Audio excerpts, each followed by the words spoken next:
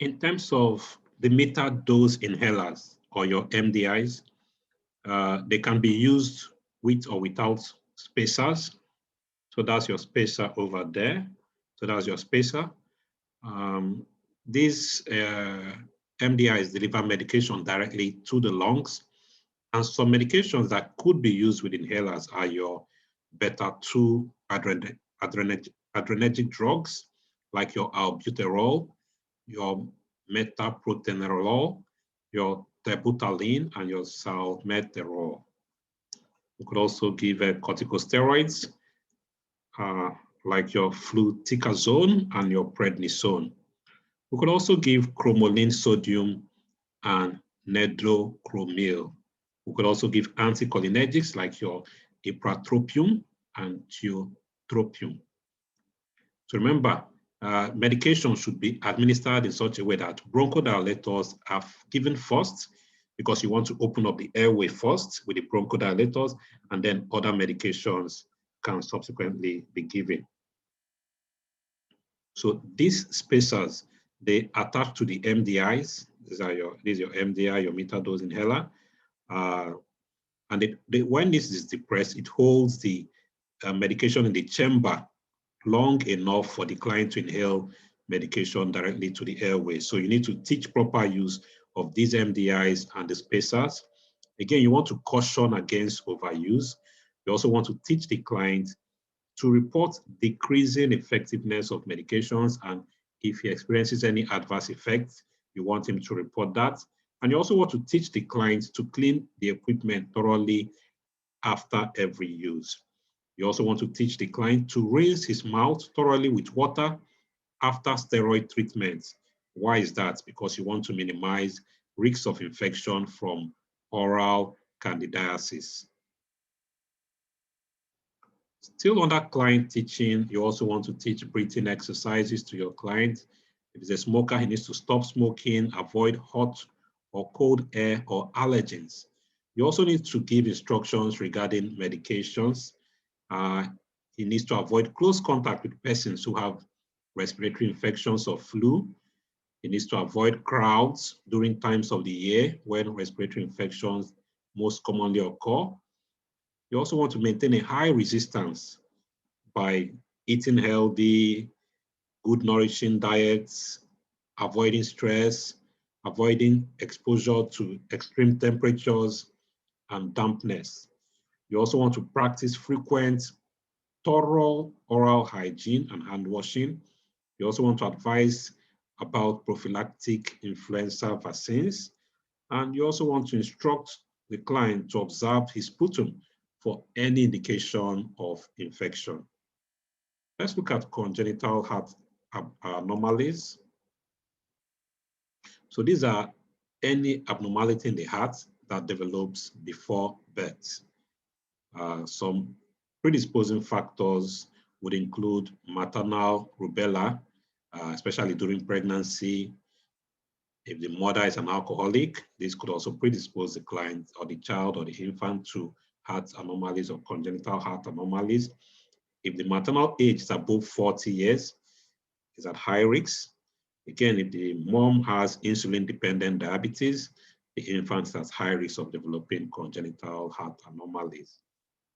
Again, if the infant has siblings with heart disease, or any of the parents has had a congenital heart disease or other congenital anomalies, then they are at a high risk of developing congenital heart anomalies.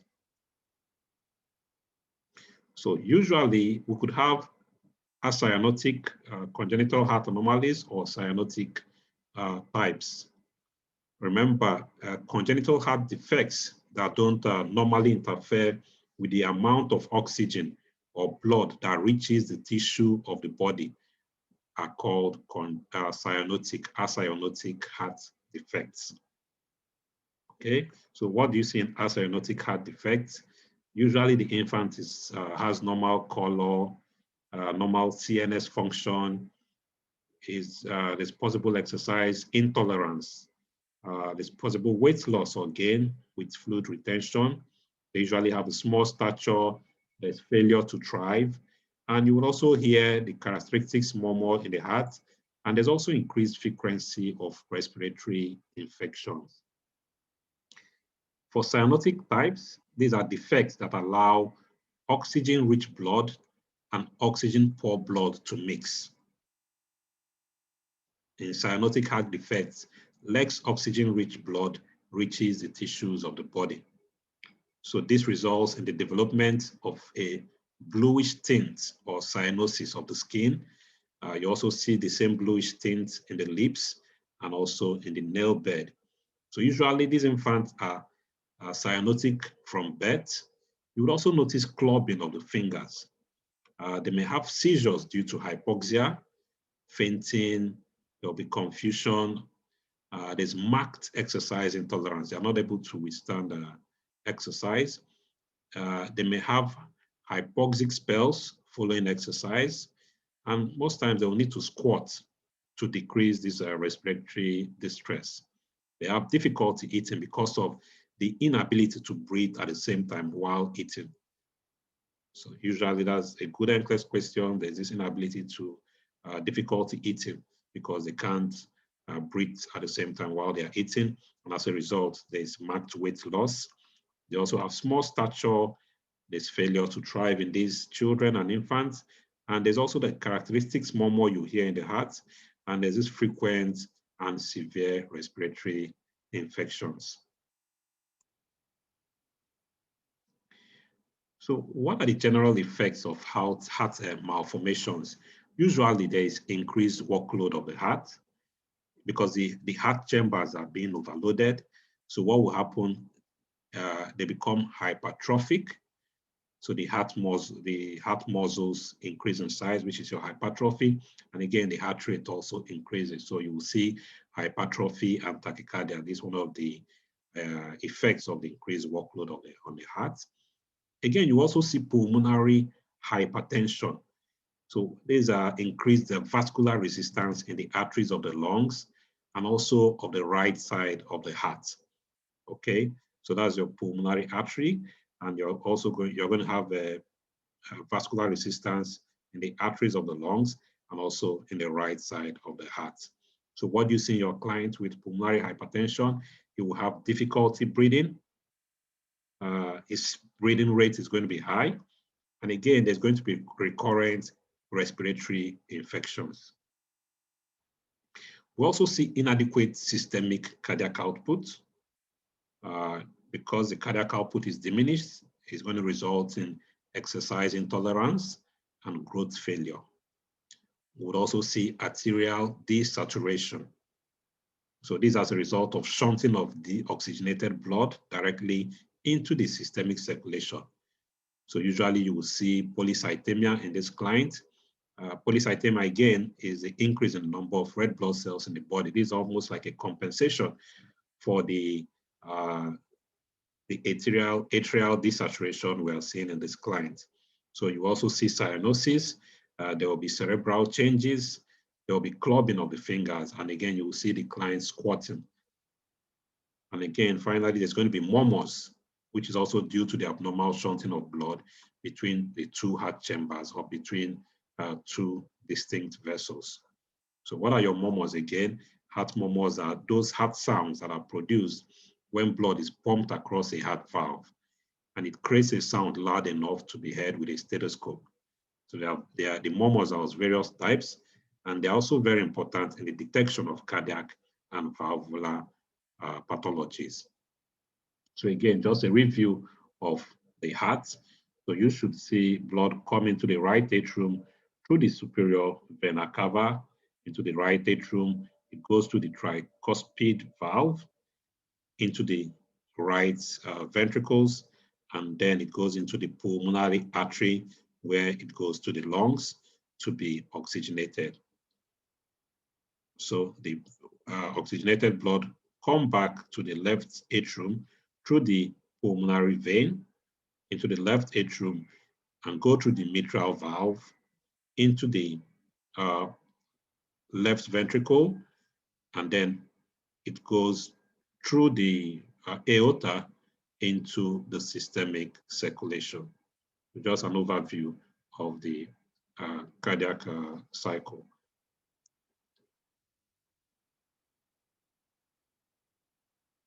So what are the types of defects we could see? We could have heart defects, which could be as a result of increased pulmonary blood flow. So that's our pulmonary artery. And we can have, and usually these heart defects are acyanotic.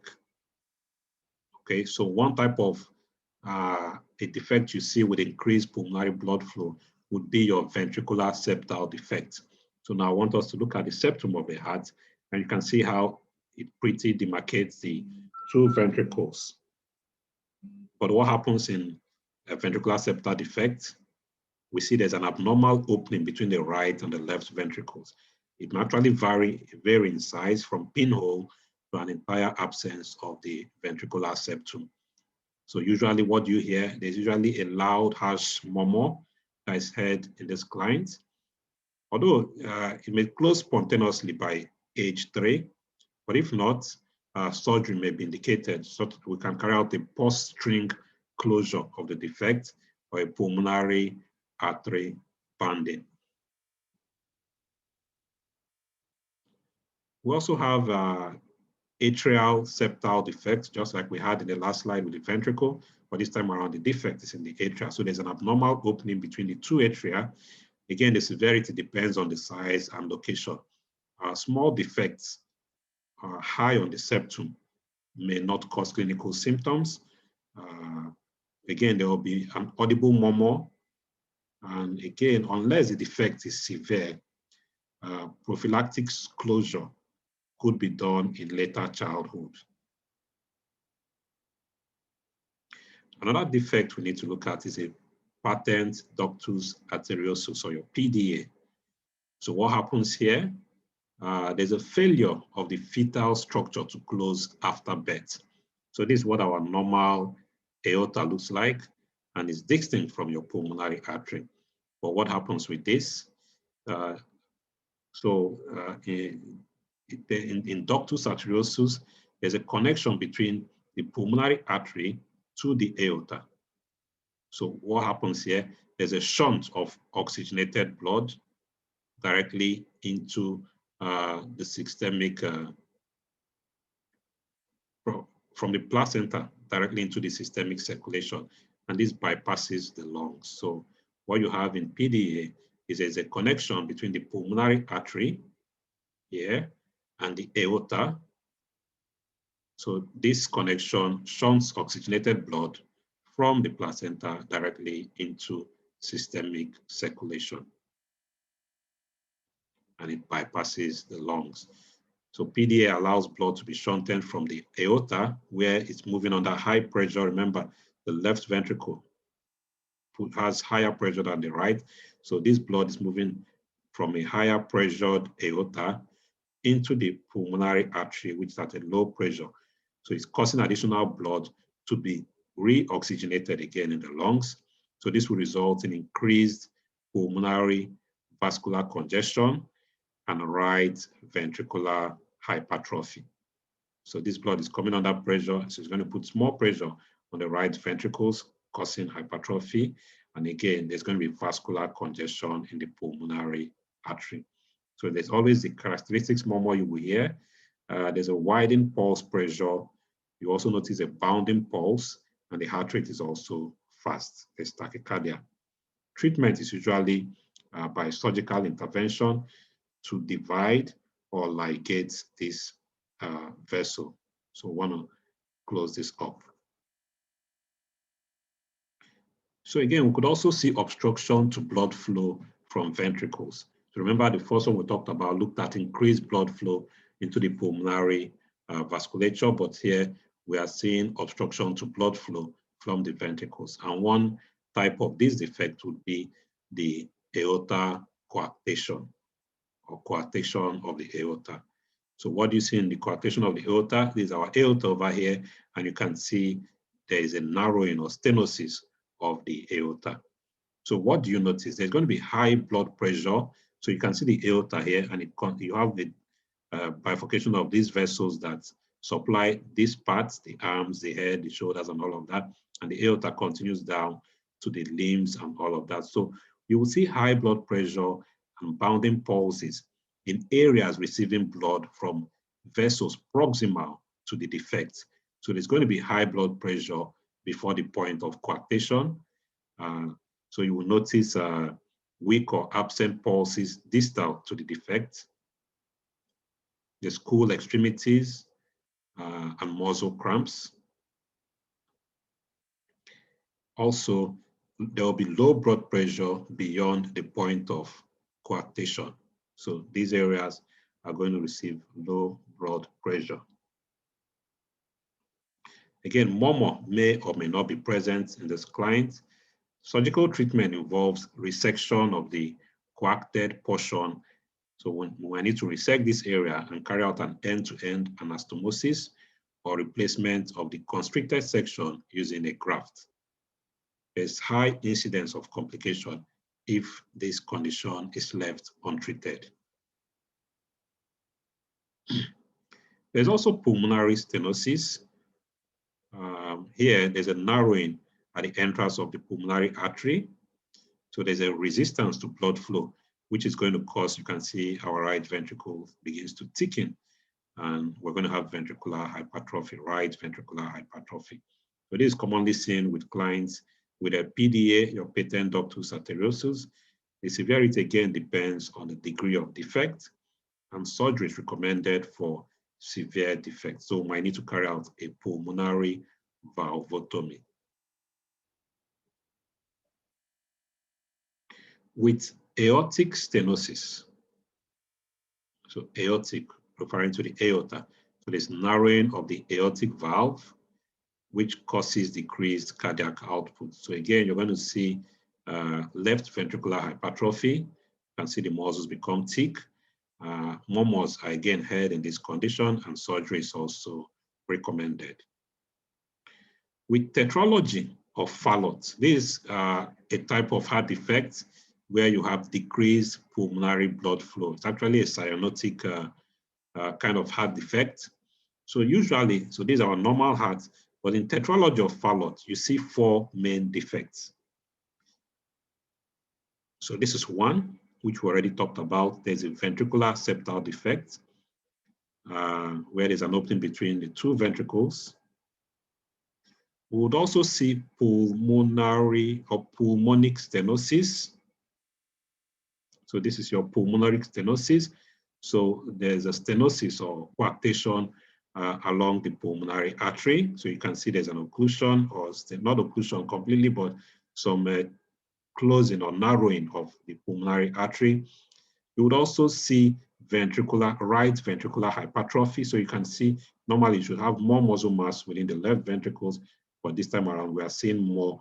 And also remember, this as a result of the pressure it has to push the blood through to pass through this pulmonary or pulmonic stenosis. So that's what you see again. You see right ventricular hypertrophy. And the last but not the least, we'll see an overriding aorta.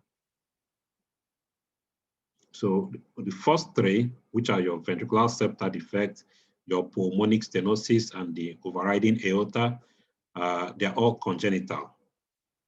The right ventricular hypertrophy is actually acquired due to the increased pressure within the right ventricle. With the overriding aorta, what you see is that the aorta is positioned directly over this septal defect, this ventricular septal defect. So our aorta is opening on just directly over this ventricular septal defect instead of opening over just the left ventricle from this axis. So it's opening onto both connections to the 2 ventricles.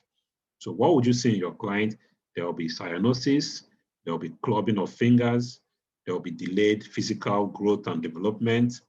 And again, the child often squats or assumes the knee-chest position. Treatment, again, is by surgical correction.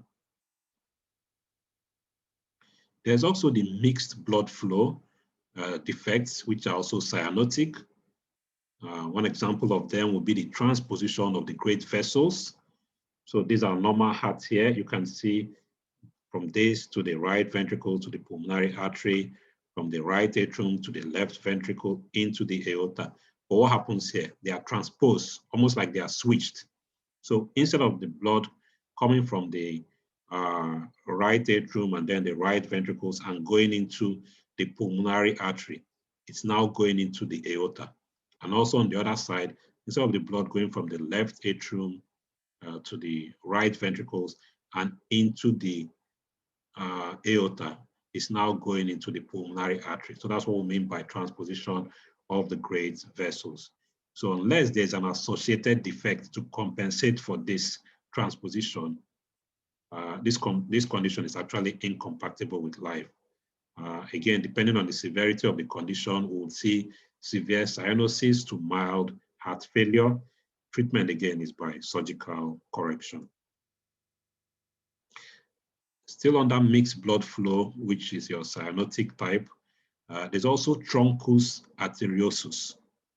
Here, there's failure of normal septation and embryonic division of the pulmonary artery. So this results, so these are normal heart anatomy, but what you see here, we have the aorta opening up to both ventricles. So we have a single vessel that overrides both ventricles, giving rise directly to the pulmonary and systemic circulation. So the blood still goes into the systemic and the pulmonary circulation from just one vessel.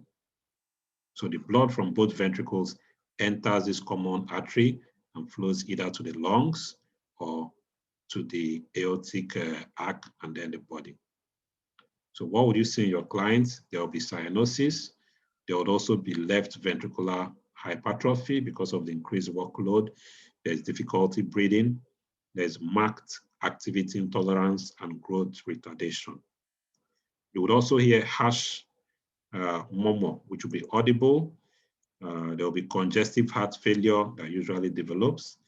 Again, we'll need to carry out palliative treatment for this client, like banding both pulmonary arteries to decrease the amount of blood going to the lungs. So you want to decrease the amount of blood going to the lungs by banding both pulmonary arteries.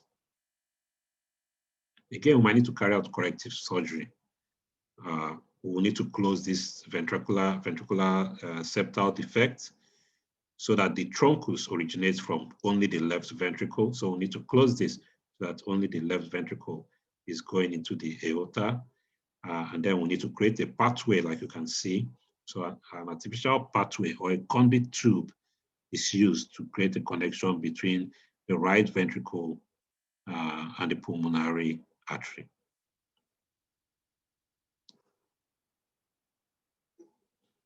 With total anomalous venous return, there's absence of direct communication between the pulmonary veins and the left atrium. So those are pulmonary veins. So there's absence of direct communications between these pulmonary veins and the left atrium. So it's almost like the pulmonary veins attach directly to the right atrium or to various drains or veins that are draining towards the right atrium. So this, our pulmonary veins should have direct connection with the right atrium, but here we don't have that connection. That's your total anomalous venous return. So the return from the veins is anomalous. You're going to see cyanosis. There will be pulmonary congestion and heart failure. You can hear audible murmurs in the heart. Again, surgical correction involves restoring the normal pulmonary venous circulation. So what are the compensatory mechanisms you observe in a client with a cyanotic heart disease? There will be tachycardia, the heart rate will be increased. This is your normal heart rate. And you can see we have an increased heart rate here. So that's what you will see in a client with a cyanotic heart disease. There will be polycythemia, which will be an increase in number of red blood cells as a compensatory mechanism. And again, there will be posturing, which is squatting or the knee chest position to help with the distress, the respiratory distress. In terms of your plan, you want to prevent congenital heart disease. How do you want to do that? You want to encourage optimal maternal nutrition, good prenatal care, and avoidance of drugs and alcohol. Again, you could prevent congenital heart disease by immunization against rubella, especially in females. So immunization against rubella.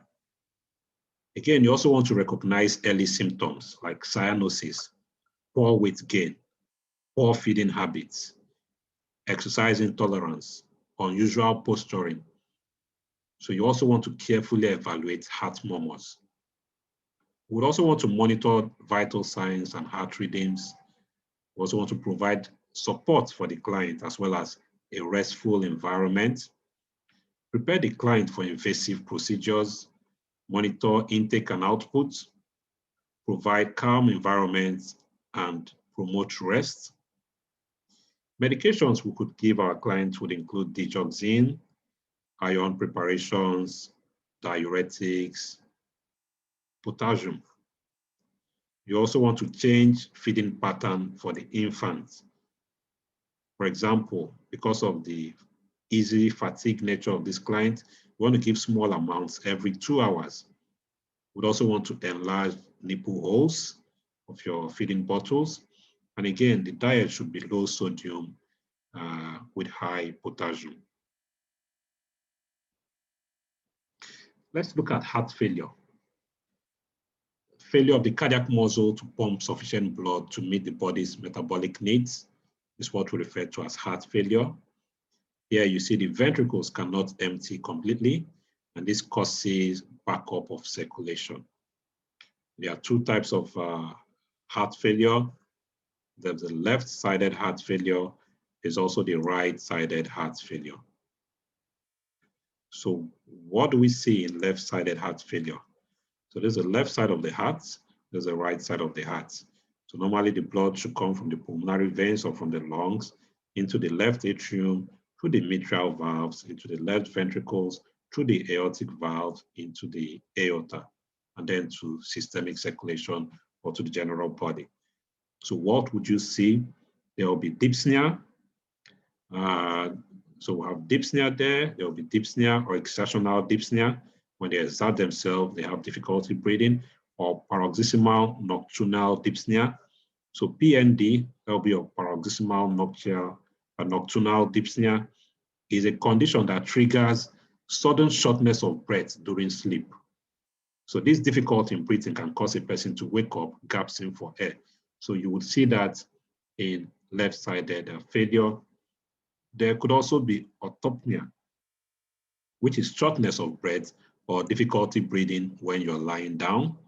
We could also see pleural effusion, which is also referred to as water in the lungs.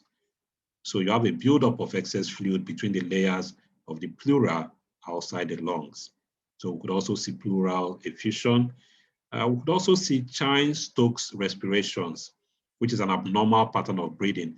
So what you see in Chine-Stokes respiration, this abnormal pattern progressively gets deeper and sometimes faster.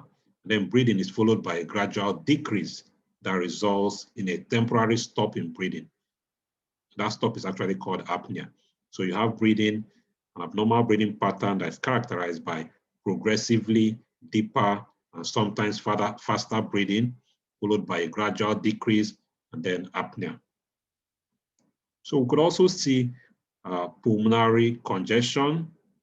So you will see cough, crackles, wheezes. There could be blood, things, sputum. We could also see decreased renal function like elevated BUN, albumin in the urine, edema. So we see edema and weight gain. There could also be changes in mental status like cerebral anoxia. There could be fatigue. There could be muscle weakness. And we could also hear the S3 gallop, which is a third heart sound in the heart. The S3 gallop is also known as the ventricular gallop, and it occurs just after S2 when the mitral valves open, allowing passive filling of the left ventricles. So you hear the S3 gallop, which happens or occurs just after the S2 sound when the mitral valves open and allows passive filling of the left ventricle. With right-sided heart failure, what do we see? Obviously, there's going to be dependent edema with right-sided heart failure. So the ventricles cannot push the blood out. So you're going to have a backup. So blood is going back into the body. So you're going to see this dependent edema, especially of the ankle and the lower extremities. There would also be liver enlargement and abdominal pain. You would also see anorexia, complaints of GI distress, like nausea, bloating. You would also notice coolness of extremities, which is secondary to venous congestion in major organs. There would also be weight gain, like we already said. So what are causes of heart failure? We have some disease conditions that could cause heart failure. For example, hypertensive disease. So what happens in hypertensive disease? The vessels become narrowed, peripheral resistance increases, and as a result, cardiac muscles enlarge beyond its oxygen supply. That could result to heart failure. Another disease condition would be arteriosclerosis. So you have degenerative changes in arterial walls, which cause permanent narrowing of the coronary arteries. With valvular heart disease, we have stenosis valves that do not open freely. So there's scarring and retraction of the valve leaflets, which results in incomplete closure. So here you have an increase in workload until the heart fails and goes into heart failure. Rheumatic heart disease, here you have infection that causes damage to the heart valves, making them incompetent or narrowed. So incompetent valves cause blood to regurgitate backwards, increasing the workload of the heart until the heart fails or goes into a cardiac or heart failure. Ischemic heart disease. With ischemic heart disease, coronary arteries are sclerosed or thrombosed. So blood supply is insufficient to nourish the cells of the heart, and this can cause the heart to go into failure. We could also have constrictive pericarditis. Here, there's inflamed pericardial sac, which becomes scarred and constricted, causing obstruction in blood flow. So what you see is low cardiac output and increased venous pressure. And there's also decreased filling of the heart. We could also have a circulatory overload from maybe IV fluid overload or sodium retention or renal shutdown. So you have excessive fluid in the circulatory system, which is going to overwhelm the heart's ability to pump. We could also have pulmonary disease. Here you have damages to arterioles of the lungs, which causes vascular constriction, which also increases the workload of the heart. So it would also result to right ventricular enlargement and heart failure. We also have tachydysrhythmias as a result of decreases in ventricular filling time, and you would also see decreased cardiac outputs in these clients. In terms of our plan, we want to administer cardiac glycosides. So these are organic compounds that increase the output force of the heart. It also increases the rate of contractions by acting on the cellular sodium-potassium AT-base pump. So that's why we want to keep cardiac glycosides. Remember, they increase the output force of the heart and also increase the rate of contractions of the heart. For example, we can give digoxin, which is a fundamental drug in the treatment of heart failure, especially when associated with low cardiac output. So we have two categories of dosage or dosages, which could be rapid digitalization.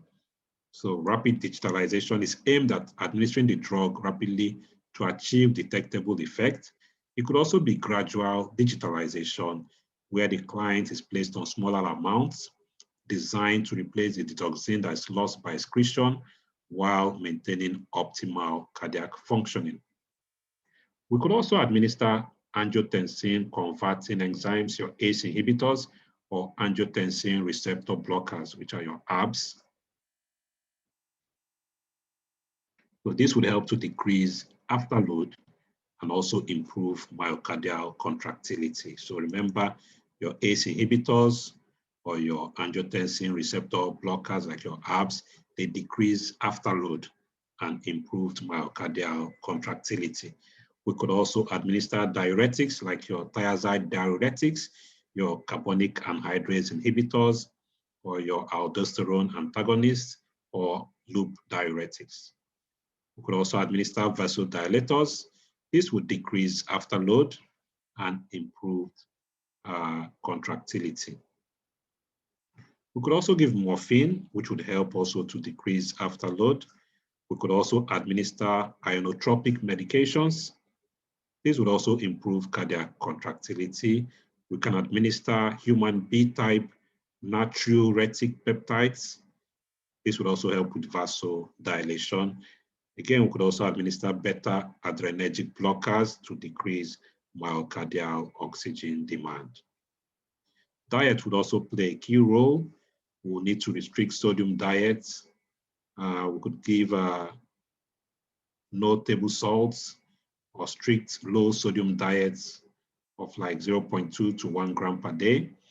We could also give low calorie supplemented with vitamins.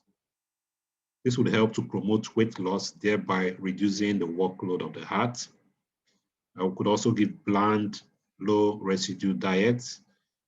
This avoids the discomfort from gastric distension and heartburn. We could also give small, frequent feedings to avoid gastric distension, flatulence, and heartburn. For these clients, you want to record strict intake and output, monitor their weight daily, place them on oxygen therapy and continuous positive airway pressure, or your CPAP. We also want to teach about disease process, medications, and energy management. Hemophilia is a disorder in which blood doesn't clot normally. So when blood can't clot properly, excessive bleeding, either internal or external, occurs after any injury or damage. Symptoms would include spontaneous easy bruising, many large or deep bruises, joint pain, bleeding and swelling, unexpected bleeding and blood in urine or stool, gingival bleeding, GI bleeding, hematuria, there could be pallor, prolonged internal or external bleeding from mild trauma. That's what you will see in hemophilia. So remember, it's a sex-linked disease transmitted to males by female carrier. It's a recessive trait. So mother is usually the carrier of the hemophilia gene. So you can see it's transmitted to males by the female carrier. So this has hemophilia because it's a recessive gene. And again, it could also be caused by as a result of a factor 8 deficiency. That'll be your hemophilia A, which is the most common. Treatment would include plasma of factor 8 cryoprecipitates. The client will be on bed rest. And we could also give analgesics. Again, aspirin is contraindicated because of its antiplatelet activity. In terms of our plan, you also want to assess for internal bleeding. We want to give analgesics for pain. Again, like we said, not aspirin. You should also avoid IM injections in hemophilic clients, bed rest during bleeding episodes, assist with coping with chronic disease and altered lifestyle. You also want to teach the client to avoid contact sports, engage in activities such as golf and swimming, teach about replacement of clotting factor. Hypertension. This will be regarded as persistent elevation of the systolic blood pressure above 140 millimeters of mercury and diastolic blood pressure above 90 millimeters of mercury. So what are our risk factors? Family history of hypertension, excessive sodium intake, excessive intake of calories, being physically inactive, excessive alcohol intake. Contributing factors include history of renal or cardiovascular disease. So low potassium intake is also a risk factor. Stressful lifestyle, and again, age is also a risk factor. So we could have primary hypertension or secondary hypertension. With primary, which is your essential or idiopathic hypertension, this constitutes 90% of all cases, maybe benign, which is it could have a gradual onset and prolonged course, or it could be malignant, which will be an abrupt onset and short dramatic course. It's rapidly fatal unless treated. With secondary hypertension, this develops as a result of another primary disease of the cardiovascular system, or the renal system, or the adrenal glands, or neurological system, or even as a result of medications. Remember, with hypertension, there may be no symptoms in your client, but if we have symptoms, there could be headaches, dizziness, facial flushing. Client could complain of chest pain or anginal pain. He could also complain of intermittent claudication. So this would be muscle pain on mild exertion. So the client will have ache, cramp, numbness, or sense of fatigue, classically in the calf muscles. It could occur during exercise. It occurs during exercise, such as walking, and is relieved by a short period of rest. So that will be your intermittent claudication. Again, we could have retinal hemorrhages and exudates. We could also have severe occipital headaches associated with nausea, vomiting, drowsiness. We could even have giddiness, anxiety, and mental impairments. There could be polyuria, nocturia, protein, and red blood cells in urine. We could even have diminished abilities of the kidneys to concentrate the urine. You would also notice dyspnea upon exertion. For example, if it's a left-sided heart failure client, or you would notice edema of the extremities in right-sided heart failure clients who are hypertensive. Complications that could arise from hypertension will include renal failure, stroke, your TIAs, your transient ischemic attacks, and again, we would also have retinal hemorrhages from high blood pressure. Our plan for this client would be to administer antihypertensive medications like our diuretics, calcium channel blockers, ACE inhibitors, angiotensin receptor blockers, your beta blockers, aldosterone blockers, and your central alpha antagonists. You also want to teach the client medication adverse effects and why he needs to comply with medications. There must be dietary restriction of sodium and fat, good weight control, moderate alcohol intake, increased physical activity, and the client also needs to stop smoking. You should also teach the client to change position slowly because of possible orthostatic hypotension.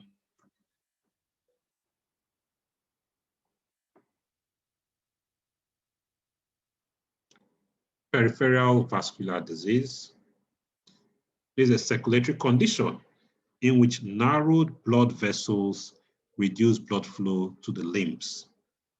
Blood vessels are narrowed in the limbs, and as a result, blood supply is reduced or blood flow is reduced. This can happen in either the arteries or the veins, and major symptoms would include leg pain, particularly when walking. So there are different types. Like we said, there could be arterial PVDs or venous PVDs. With the arterial PVDs, you will see arteriosclerosis, Raynaud's disease, Vogel's disease, and some of the predisposing factors for arterial peripheral vascular disease would include smoking, exposure to cold, emotional stress, diabetes mellitus, high-fat diet, hypertension, and obesity. So what would you see in this client? There will be intermittent claudication pain. We already talked about that. Usually you don't see edemas in arterial PVDs. There's no pulse or weak pulse. You don't see drainage. You actually see these round, smooth sores on the foot. And again, we could see black shards. So the location of the sores are usually on the toes or the feet. But with venous PVDs, which could be seen in varicose veins or thrombophlebitis, some of the predisposing factors include a client who is immobile. Pregnancy could predispose you to peripheral vascular diseases in the veins. Hereditary, it could be hereditary. Obesity is another predisposing factors. Surgery, injury to the vein wall, or hypercoagulability. So those are predisposing factors for peripheral vascular disease. Again, what you see, there's this dull, achy pain, lower leg edema. So this is a normal size of the foot, but now you can see there's edema around the lower legs. The pulse is present. There's drainage, so you can see all of the drainage. There are sores with irregular borders. So with this, we said round, smooth sores, but with venous PVDs, there are sores with irregular borders. And again, you notice this yellow slough or ruddy skin. So here you see dull, achy pain, but here we see intermittent claudications. Remember, we said intermittent claudications are those muscle pain on mild exertion, where the client has aches or cramps or numbness or sense of fatigue, classically in the calf muscles, and this would occur during exercises such as walking, and is actually relieved by a short period of rest. With peripheral vascular disease, what do we want to do for this client? With arterial PVDs, you want to monitor peripheral pulses. Remember, we said in arterial, usually no pulse or weak pulses, so you want to monitor peripheral pulses. You also want to carry out good foot care in this client. You need to educate the client, do not cross your legs. He needs to engage in regular exercises. He needs to stop smoking if he does. And we might need to carry out transluminal angioplasty. Okay, so this would be, it's a minimally invasive endovascular procedure that is used to widen narrowed or obstructed arteries or vein, typically to treat arterial atherosclerosis. So you can see a catheter is inserted with a balloon, and the balloon is inflamed to press on the plaques and open up the vessel. So this would be our transluminal angioplasty. Again, we can carry out an arterial bypass. So this would be your arterial bypass. So this is where we have the occlusion, and you can see a graft is used to bypass the area. So this is a surgery that creates a new route for blood flow around a blockage in a blood vessel. Again, we can also carry out endarterectomy. So we can carry out endarterectomy, which is done to remove fatty buildup of plaques from the femoral artery. We can carry out an endarterectomy to open up that vessel. Again, we can also give the client vasodilators, anticoagulants, and antiplatelet medications. So that's what we need to do for arterial PVDs. For venous PVDs, again, we also want to monitor peripheral pulses. We could carry out a thrombectomy, which is a surgical procedure to remove blood clots from the arteries and the vein. Again, you need to teach the client to avoid extremes of temperature. We could put him on elastic stockings or TED hose. TED hose would be your TED hose, which is thromboembolus deterrent. So this thromboembolus deterrent stockings. They're also known as compression stockings or anti-embolism stockings, and are designed to help reduce the risk of developing a deep vein thrombosis or a DVT or blood clot in your lower leg. So these are our TED hose or our compression stockings. So it's used mainly after surgery or while a client is less active than normal. This would help to prevent reduce the risk of developing a deep vein thrombosis. So we could also use intermittent pneumatic compression devices. So this is an example of an intermittent pneumatic compression devices. So that is a machine. So what this does, what is used for is to help prevent blood clots in the deep veins of the leg. So the device uses cuffs around the legs that fill with air and squeeze the legs. So this helps to increase blood flow through the veins of the legs and helps prevent blood clots.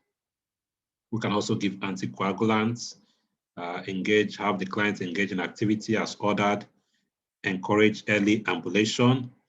For venous PVDs, the V tells you elevate. So you can see elevate. So the V in venous PVD tells you elevate. So you want to remember that in venous PVDs, the V says elevate. So you want to elevate the legs.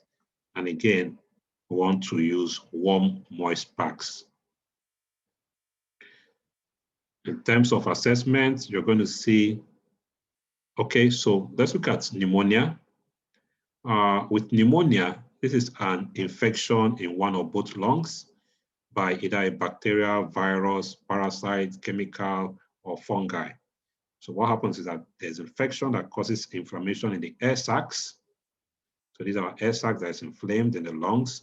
So the alveoli are inflamed, as you can see, and it fills up with fluid and pus, making it difficult to breathe. So there's edema of the lung tissue and extravasation of fluid into the alveoli, causing hypoxia. So in this client, what are you going to see? Because there's an infection, we're going to see fever, we're going to see chills, we're going to see a productive cough of rust-colored or green or whitish yellow sputum, depending on the organism. So that will depend on the color you see, but it's going to be cough that's productive with either of these colors. There's going to be dyspnea and pleuritic chest pain. So what's your pleuritic chest pain? This pain that is characterized by sudden and intense, sharp, stabbing or burning pain. So you have this intense, sudden, sharp, stabbing pain in the chest when you inhale and exhale. And it's actually exacerbated by deep breathing, coughing, sneezing, or laughing. You will also see accessory muscle use in this client, and they tend to sit upright, be positioned upright. We would also see tachycardia. There will be crackles. So these are those clicking, rattling, or crackling noises that may be made by one or both lungs if there's a respiratory disease, especially you will hear these sounds during inhalation. We could also see sonorous wheezes, which are often referred to as rhonchi. So this is a deep, low-pitched rumbling or coarse sound as air moves through the tracheal, bronchial passages in the presence of mucus or respiratory secretions. So those are your sonorous wheezes or rhonchi. Again, you will also there will also be bronchial breath sounds. This client will have elevated WBC count. If you do a sputum culture and sensitivity or a blood culture and sensitivity, they will also be positive for these microorganisms. So what are risk factors? We could classify them as risk factors in two classes, either community-acquired pneumonia or hospital-acquired pneumonia. So community-acquired pneumonias will be lung infections that develop in people outside a hospital. So for example, an older adult is at a high risk of developing pneumonia. If you've not received pneumococcal vaccination, you're also at a high risk, or you've not received your yearly flu vaccine, you're at a high risk. Chronic illnesses put you at a higher risk, exposure to viral infection or flu, or for someone who smokes or drinks alcohol, they are at a higher risk for pneumonia. For hospital-acquired pneumonia or nosocomial pneumonia, so this is any pneumonia that is contracted by a patient in a hospital at least 48 to 72 hours after being admitted. Risk factors again would include older adults, chronic lung disease, aspiration, presence of endotracheal or tracheostomy or nasogastric tube. So this puts the client at a higher risk to get pneumonia while in the hospital. Any client who is intubated, any sort of tube down the airway or the GI tract places him at a risk of developing pneumonia, especially from aspiration, where you have aspiration pneumonia. Also, a client who is mechanically ventilated is also at a very, very high risk. A client who also has decreased levels of consciousness, cannot maintain his airway, is at an increased risk of pneumonia. And again, clients who are immunosuppressed, either from a disease or pharmacologic etiology, they are also at a high risk. So you want to assess vital signs in this client every 4 hours. You want to make sure they cough and breathe deeply every 2 hours. You also want to assess breath sounds and oxygen saturation of your client. You want to put them on an incentive spirometer where they need to take at least 5 to 10 breaths per hour while they are awake. We'll need to engage in chest physiotherapy, which are a group of physical techniques that improve lung function and help the client breathe better. So chest physiotherapy expands the lungs. It helps to strengthen breathing muscles and loosens or improves drainage of thick lung secretions. So these are some form of chest physiotherapy, and this is your incentive spirometer. Again, you want to encourage the client to take as much fluids as up to 3,000 mils within 24 hours. You want to suction the client as needed, put him on oxygen therapy, place him on semi-Fowler's position or bed rest. You also want to teach about fluid intake and smoking cessation. And again, we might need to place the clients on medications. For example, your mucolytics. Mucolytics will help to thin the mucus, making it less thick and sticky, and it's easier to cough up. Or we can put him on expectorants, which would help to clear mucus from the airways, or we can put him on bronchodilators like our beta-2 agonists, or your nebulizer or Metadose inhalers. So remember, your bronchodilators make breathing easier by relaxing the muscles in the lungs and widening the airways and your bronchi. They're often used to treat long-term conditions where the airway may become narrow and inflamed. Again, if it's an infection that's causing this pneumonia, we'll need to place this client on antibiotics. With sickle cell disease, it's actually an inherited red blood cell disorder. There is a severe hemolytic anemia resulting from defective hemoglobin. The hemoglobin becomes sickle-shaped in the presence of low oxygenation. So that's what your normal red blood cell should look like, and this is your sickle cell. So they are sickle-shaped, and the symptoms that arise from these conditions are as a result of hemolysis and thrombosis. So what you see in this client, there will be pain, which may be severe. You normally note pain in the abdominal and also in the long bone areas. There will be swelling of joints, especially during crisis. So the cell clumping, you can see the cells clumping together and causing some obstruction. This is what produces the vaso-occlusive crisis in the client.